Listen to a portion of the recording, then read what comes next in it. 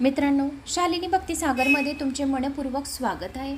तर मित्रांनो, महाकाल तुमच्या सर्व चांगल्या इच्छा लवकरात लवकर पूर्ण करो ही महाकालच्या चरणी मी प्रार्थना करते आणि आजच्या या व्हिडिओला सुरुवात करते। तर मित्रांनो, कोणी चॅनलला नवीन आलं असेल तर लाल बटनवर सबस्क्राइब करा, ऑलवर क्लिक करा आणि जास्तीत जास्त जणांना शेअर करा। तर मित्रांनो, आज आपण जाणून घेणार आहोत षटतिला एकादशीला आपल्याला हे 5 उपाय करायचे, याच्याने घरात सुख समृद्धी नांदेल आणि महालक्ष्मीची अखंड कृपा राहील। पंचांगानुसार प्रत्येक महिन्यात 2दा एकादशी साजरी केली जाते। विष्णूच्या उपासनेसाठी ही तिथी अत्यंत महत्त्वाची मानली जाते। त्यानुसार पौष कृष्ण पक्षातील एकादशी तिथी 6 फेब्रुवारी रोजी आहे। या एकादशीला षटतिला एकादशी म्हणून ओळखले जाते। धार्मिक मान्यतेनुसार या दिवशी व्रत करत काही उपाय केल्यास विष्णू भगवान आणि माता लक्ष्मीची कृपा प्राप्त होते, सर्व दुःख आणि समस्या दूर होतात आणि घरात सुख समृद्धी नांदते। हिंदू धर्मात एकादशी तिथीला विशेष महत्त्व आहे। या एकादशीला विष्णू भगवानांना विष्णू देवाला समर्पित आपण तीळ अर्पण करू शकतात। तरी पंचांगानुसार प्रत्येक महिन्यात 2दा एकादशी साजरी केली जाते। विष्णूच्या उपासनेसाठी आणि माता लक्ष्मीच्या उपासनेसाठी ही तिथी अत्यंत महत्त्वाची मानली जाते। त्यानुसार पौष कृष्ण पक्षातील एकादशी तिथी 6 फेब्रुवारी रोजी आहे। एकादशीला षटतिला एकादशी म्हणून ओळखली जाते।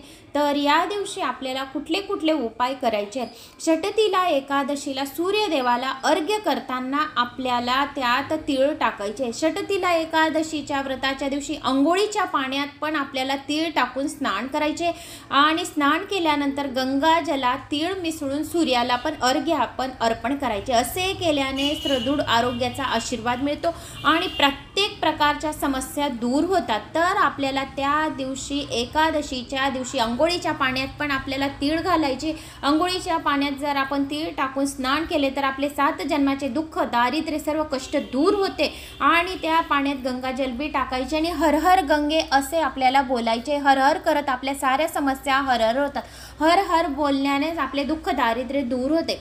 तर या दिवशी स्नान आणि दान करायला सुद्धा महत्त्व आहे। षटतिला एकादशीच्या दिवशी स्नान आणि दानाला विशेष महत्त्व आहे। या दिवशी विशेष एखाद्या गरजू व्यक्तीला तीळ दान अवश्य करावे। असे केल्याने सौभाग्य आणि अक्षय पुण्याची प्राप्ती होते आणि या दिवशी तर्पण पण आपण करू शकतो। कुंडलीत जर ग्रह दोष दूर करण्यासाठी षटतिला एकादशी व्रताच्या दिवशी तर्पण आणि त्यासोबत दान करावे। यामुळे कुंडलीतील शनी राहू केतू आणि पितृदोष दूर होऊन जीवनात सुख समृद्धी नांदते। तिळाचा वापर सुद्धा आपण या दिवशी करू शकतो। षटतिला एकादशी व्रताच्या दिवशी अन्नात तिळाचा वापर करावा असे शास्त्रात सांगितले आहे। या दिवशी पदार्थामध्ये तीळचा वापर केल्याने शरीर सुदृढ होतं, आरोग्य होतं आणि विष्णू भगवानांचा आशीर्वाद लाभतो। गुप्तदान सुद्धा आपण या दिवशी करू शकतो। षटतिला एकादशीच्या व्रताच्या दिवशी तिळाचे दान करण्याबरोबर गुप्तदानाचे धनाचे दान करावे। त्यासाठी तीळमध्ये काही नाणी टाकून एखाद्या गरजू व्यक्तीला गुप्त दान करा। असे केल्याने नशिबाची साथ मिळेल। याशिवाय प्रत्येक कामात आपल्याला यश मिळेल। म्हणून या दिवशी षटतिला एकादशीच्या दिवशी आपल्याला असे दान करायचे। षटतिला म्हणजे 6 प्रकारचे दान, महत्त्व, पूजा पाठ म्हणजे षटतिला। षट म्हणजे 6 म्हणजे 6 प्रकारचे कुठले आपल्याला कार्य करायचे षटतिला एकादशीला। सर्वात पहिले कार्य सकाळी उठून आंघोळ करायची आहे, त्यात तीळ घालायची, पहिलं कार्य। दुसरं कार्य सूर्याला अर्घ द्यायचे, सूर्याला अर्घ देताना त्या पाण्यात तीळ घालायची आहे, हे दुसरं कार्य। तिसरं कार्य आपल्याला विष्णू भगवानांचा अभिषेक करायचा आहे, माता लक्ष्मीचा अभिषेक करायचा आहे आणि त्यात पण तीळ घालायची, हे तिसरं कार्य। चौथं कार्य या दिवशी आपल्याला शिवलिंगावर सुद्धा तीळ अर्पण करायची। अगोदर आपल्याला शिवलिंगाला छान अभिषेक करून घ्यायचा आहे। उसाचा रस जर तुम्हाला मिळाला या दिवशी षटतिला एकादशीच्या दिवशी तर उसाच्या रसाने महादेवाचा अभिषेक करा, लक्ष्मी मातेचा अभिषेक करा, विष्णू भगवानांचा बी अभिषेक केला तरी पण चालेल, पण महादेवाचा अभिषेक शिवपिंडीवर उसाचा रस नक्की अर्पण करा। उसाचा रस जर नाही मिळाला या दिवशी तर आपल्याला गुळाचं पाणी करा आणि त्या दिवशी त्या पाण्याने महादेवाची स्नान करून अभिषेक करून तीळ घालून स्नान करा. असे केल्याने आपले 7 जन्माचे दुःख दारिद्र्य दूर होऊन आपल्याला यश कीर्ती मान सन्मान वाढतो. आपल्या मुलामुलींची प्रगती होण्यास मदत होते.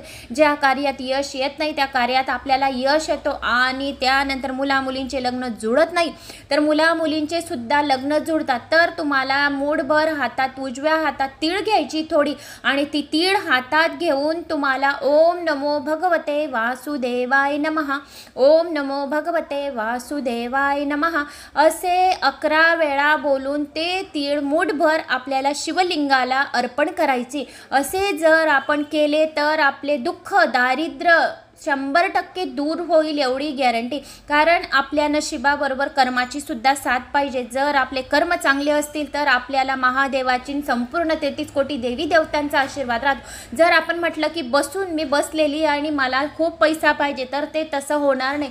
तर कष्टाची नशिबाला साथ पाहिजे. कष्ट जर केले तरच आपल्याला पैसा मिळेल, बसून पैसा मिळणार नाही. पण आपल्याला या पूजा पाठ सेवा सुद्धा यासोबत कराव्या लागतील. म्हणून हे पूजा पाठ सेवा केल्याने आपला विश्वास किती हे महादेवावर विष्णू भगवानावर माता लक्ष्मीवर तर मेन म्हणजे आपला विश्वास सर्वात जास्त दृढ पाहिजे. तुम्ही कोणत्या भावनेने महादेवाची पूजा करताय विष्णू भगवानांची पूजा करताय तर तुम्ही ज्या भावनेने पूजा करणार त्या भावनेने तुमच्यावर भगवंत प्रसन्न होतील आणि तुमच्या सर्व इच्छा लवकरात लवकर पूर्ण व्हायला मदत होईल. तर ही 4थं कार्य सांगितलं. 5वं कार्य म्हणजे आपल्याला त्या दिवशी जेवणामध्ये पण तीळ खायचे. 5 म्हणजे तुम्ही तीळचे पदार्थ खाऊ शकता. या साबुदाणा एकादशी बनवताय त्यात 2-4 दाणे 5-6 दाणे तिळाचे घालू शकता. आणि या दिवशी थोडे तीळ पण दान करायचे. तीळ आणि गूळ दान करायचे. जर तुमची यथाशक्ती जास्त नसणार तर थोडेसे लाडू करून घ्या. आजूबाजू कोणी येईल या आपण ज्या मैत्रिणी आपल्या त्यांना एक लाडू पण आपण दान म्हणून दिला तरी पण आपले दानाचे पुण्यफळाची त्या दिवशी प्राप्ती होईल. तर असे 6 प्रकार तुम्हाला षटतिला एकादशीच्या अर्थासहित मी तुम्हाला सांगितले. तर मला अशी आशा आहे की तुम्हाला हे समजमध्ये आलं असेल की षटतिला कशाला म्हणतात.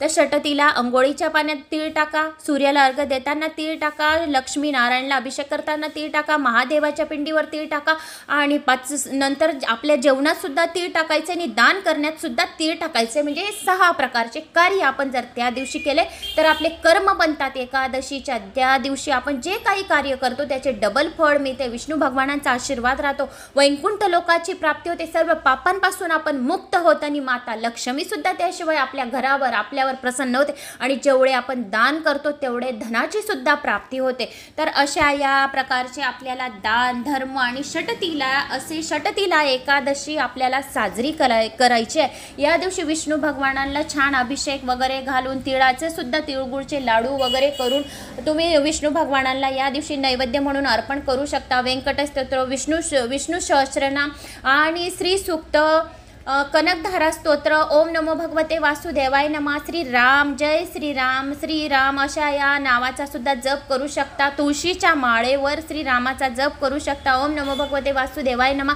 या मंत्राचा सुद्धा तुम्ही या दिवशी जप करू शकता. आणि रात्री जर जागरण केले विष्णू सहस्रनाम म्हणत या एकादशीच्या दिवशी जो कोणी विष्णू भगवानांच्या समोर एक दीपक सुद्धा देसी गायचा या देसी घीचा आणि विष्णू सहस्रनाम सुद्धा पठण केलं तर त्याला जन्मोजन्मांची म्हणजे जन्म आणि मरण यापासून मुक्तता मिळते आणि विष्णू भगवानांचा आशीर्वाद राहतो असं स्वतः स्वयं विष्णू भगवानांनी सांगितले.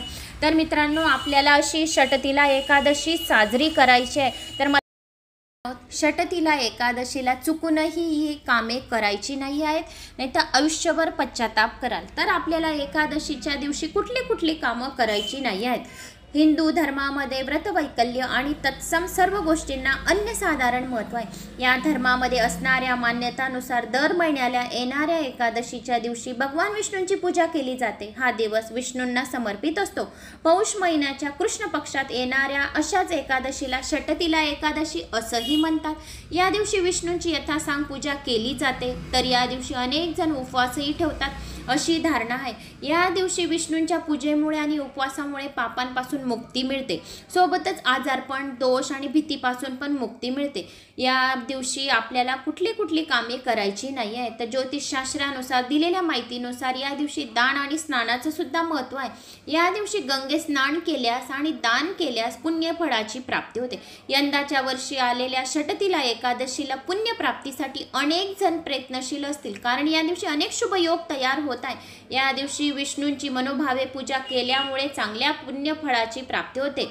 या दिवशी तुमच्याकडून काही चुकला, पण या दिवशी आपल्याला कुठल्या चुका जर झाल्या तर वैकुंठाचे दार आपलं कायमस्वरूपी बंद होतात असं म्हटलं जातं। तर या दिवशी कुठल्या चुका आपल्याला करायच्या नाही आहे। तर या दिवशी आपल्याला ज्योतिषशास्त्रानुसार दिलेल्या माहितीनुसार या झाडाच्या म्हणजेच एकादशीच्या दिवशी आपल्याला कुठल्याही झाडांच्या फांद्या तोडायच्या नाही आहेत, तोडू नका, कोणत्याही वृक्षाला इजा पोचू नका, आणि एकादशीच्या दिवशी भातासोबत चुकूनही वांग खाऊ नका। असे केल्यास वैकुंठाची दारं बंद होतील।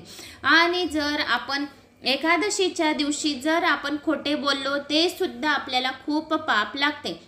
एकादशीच्या दिवशी उपवास ठेवणार असाल तर त्यावेळी ब्रह्मचर्याचं पालन करा आणि झोपण्यासाठी मऊ गादीचा वापर टाळा, जमिनीवरच आराम करा। हिंदू धर्मात एकादशी अतिशय शुभ आणि पवित्र मानली जाते। या दिवशी काही नियमाचं पालन केल्यास व्यक्तीला वैकुंठ प्राप्ती होते। त्यामुळे चुकूनही तामसिक आहार घेऊ नका। कांदा, लसण, मांस, मद्य यांचं सेवन टाळून फक्त सात्विक आहार घ्या। असे केल्याने आपल्यावर जर आपण ह्या गोष्टी टाळल्या आणि ह्या गोष्टी जर नाही केल्या तर आपल्यावर विष्णू भगवानांची कृपा प्राप्त होते। तर मित्रांनो, चुकूनही हे कार्य आपल्याला करायचे नाही आहे।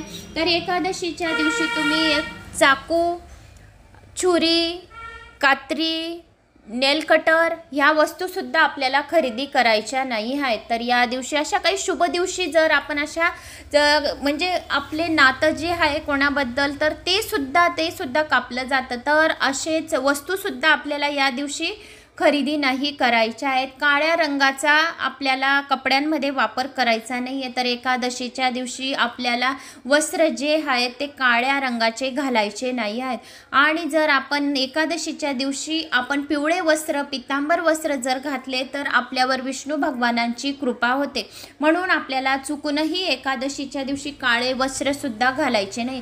त्या दिवशी केससुद्धा कापायचे नाही आहे। एकादशीच्या दिवशी नखे कापणे, केस कापणे, काळे कपडे घालणे असे कार्यसुद्धा करायचे नाही आहेत। तर मित्रांनो, मला अशी आशा आहे की तुम्हाला माझा व्हिडिओ आवडला असेल। आवडल्यास एक लाईक करा, चॅनलला सबस्क्राईब करा आणि जास्तीत जास्त जणांना शेअर करा। जय श्री महाकाल। कमेंट्समध्ये करा या कुठून कोणत्या गावात माझा व्हिडिओ ऐकत आहोत। आपल्या गावाची कमेंट्स पण केली तरी पण चालेल। जय श्री महाकाल।